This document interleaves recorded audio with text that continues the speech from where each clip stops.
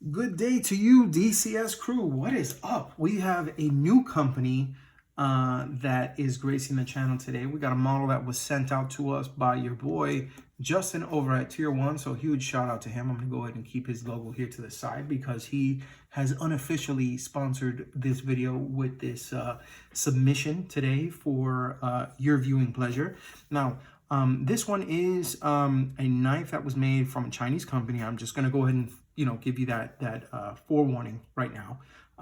And the maker is Japanese, Tiguas, I believe his first name is. But this is the Kisame from CMB Made Knives. And I'm hopefully saying that company's name right. We're going to go ahead and talk a little bit more about this guy right after the intro. So stay tuned.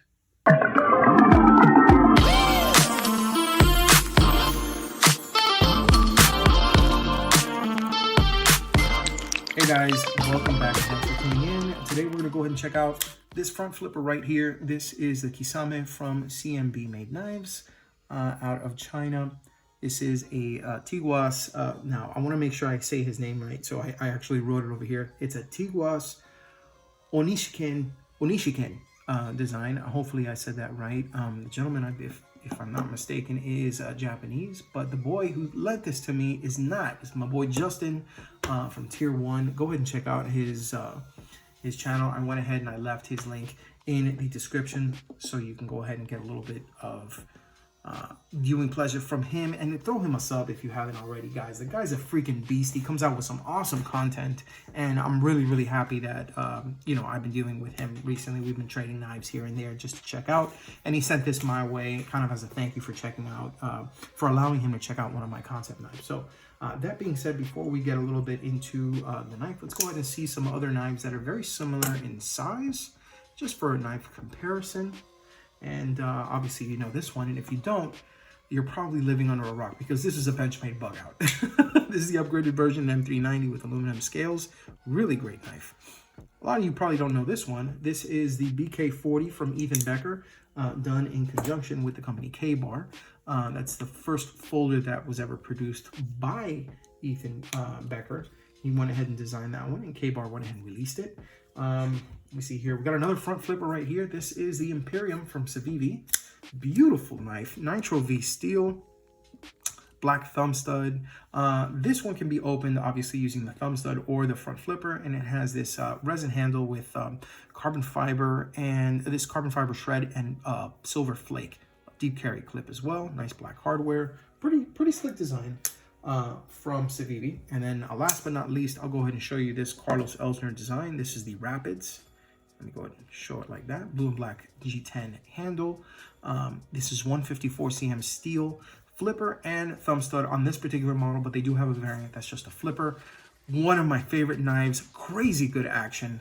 Nice deep carry clip from Carlos Elsner. So let's talk about this knife a little bit. Now, this is going to run you about $70 retail, just under $70 without any discount codes. And I'll get to the reason why in a second, from White Mountain Knives. Okay.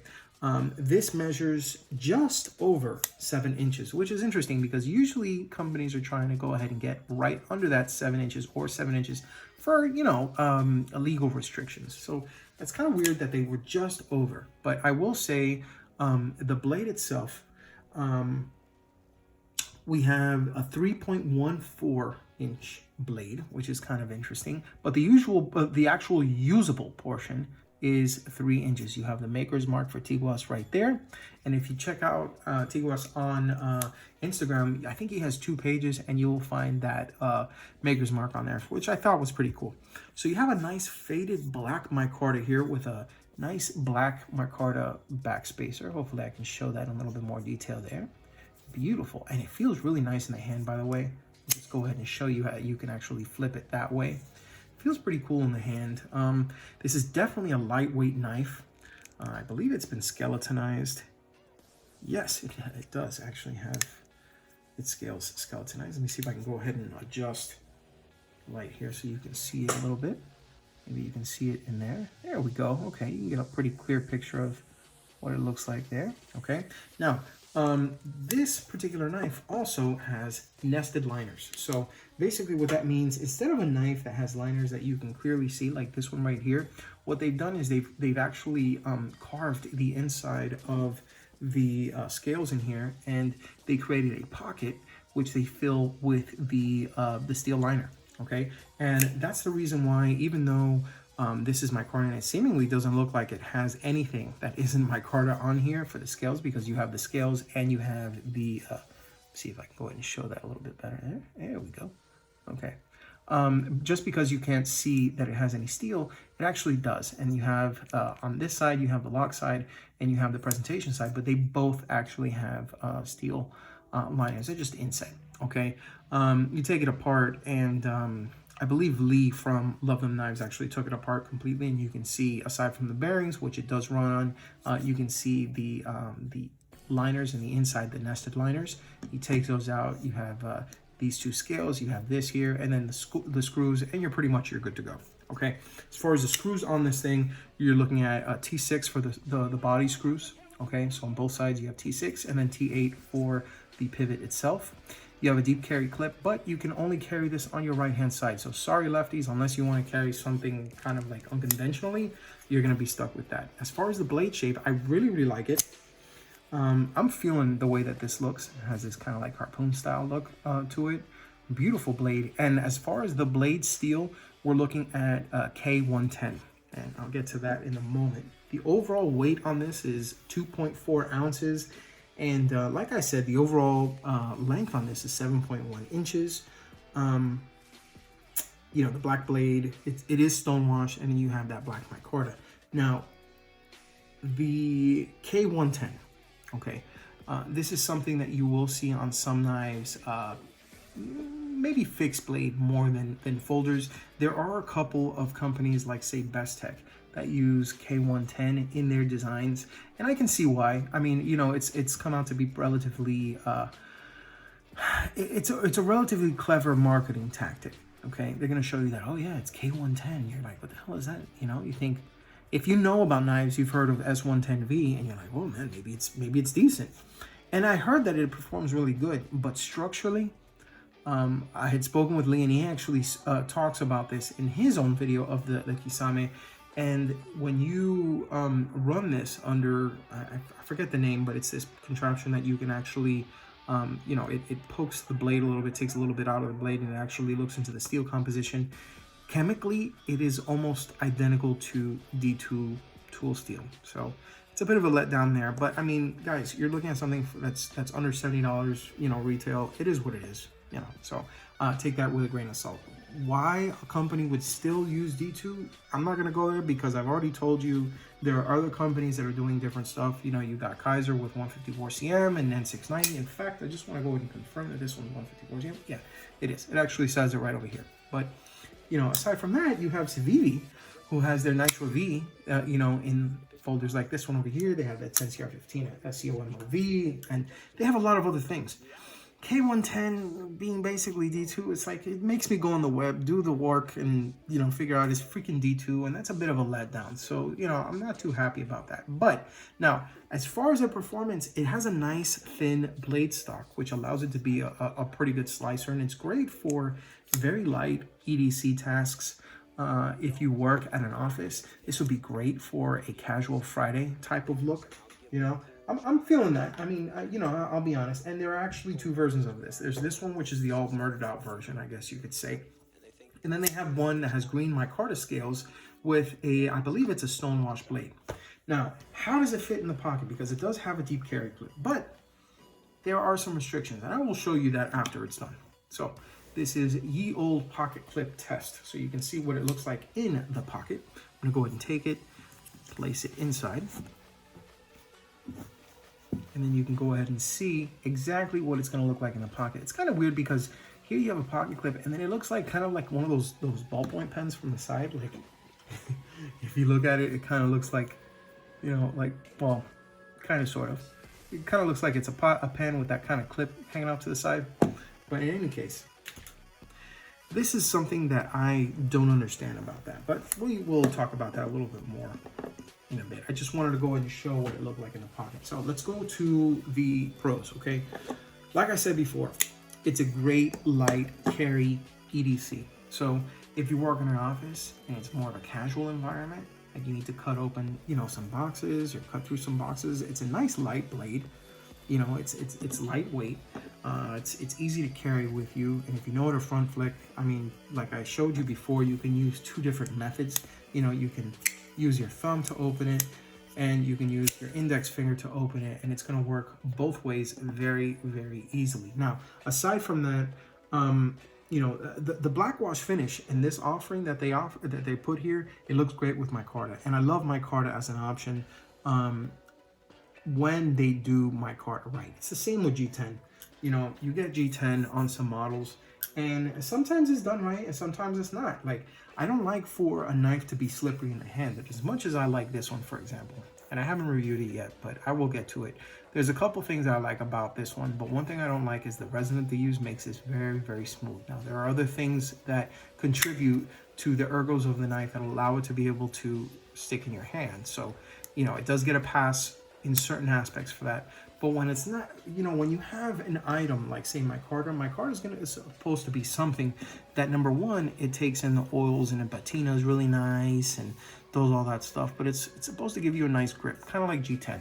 And when it's not done right, it's not done right, and you're gonna hate it. This one is right on the fence of done right and not done right. I'll be honest, okay? If you want something that's done right, I want to say Giant Mouse's G10, excellent. You know, and there are other companies that have come out with some decent micarta. I know Concept even has, in some of their budget models, some really good micarta.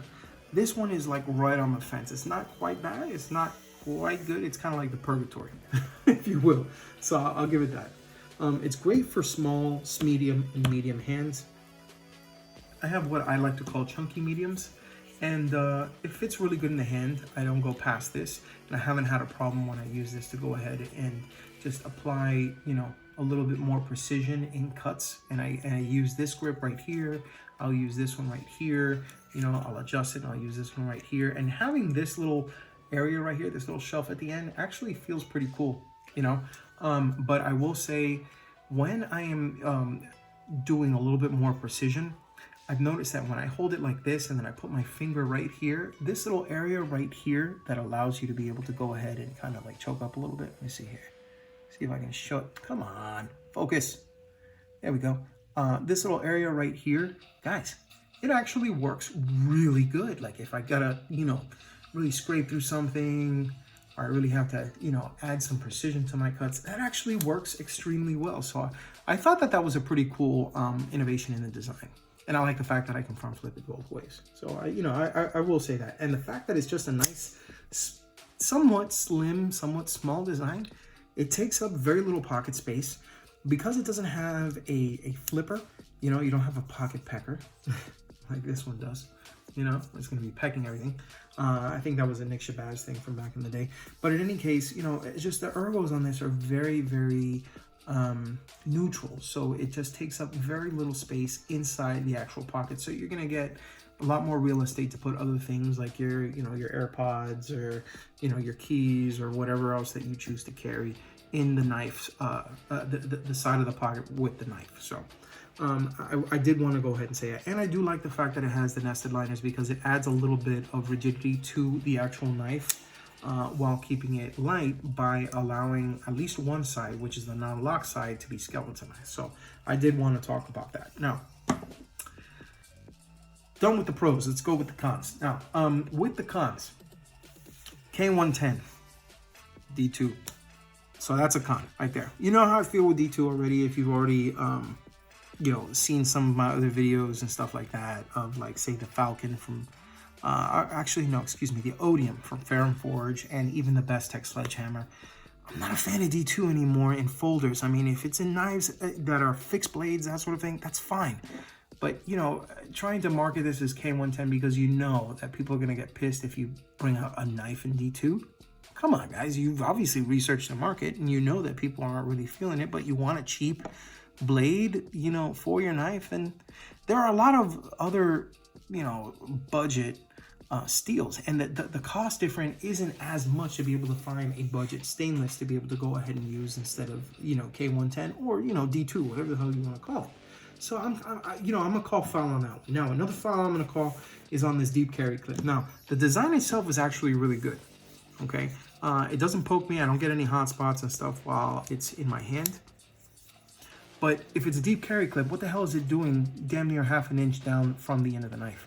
Well, I'll tell you why. It's because what they've done is they've actually allowed people to be able to use a lanyard with this particular knife, and they've done this little cutout. But as a result, they've had to sacrifice all this real estate, and they've come up with yet another reason and another example as to why, you know, knives like the Para 3 and the Para 2 from Spyderco have abysmal placement for pocket clips. This is just, it took a lesson right out of their book of how to be able to put a pocket clip in a position where it was just abysmal. I mean, it's a fault in design. Unfortunately, it is what it is. Let's just go ahead and stick a freaking pocket clip there. It is what it is. And also, you cannot carry this lefty. You can only carry this righty, and it's a tip up only. Okay, so I did want to go ahead and talk about that. All right. Now, what I mentioned before about using this for light, easy EDC tasks and something like for the office, if you have like a casual Friday, that sort of thing, flies true because of the fact that if you look, there's no ergos on this, man. There's no ergos. And when I say ergos, I mean, you know, some have like this little kind of svelte curvature to them, you know. This one even has this one over here, kind of, you know, like even my hinderer, look, it's a freaking bust, but you know what? It's a comfortable bust, all right?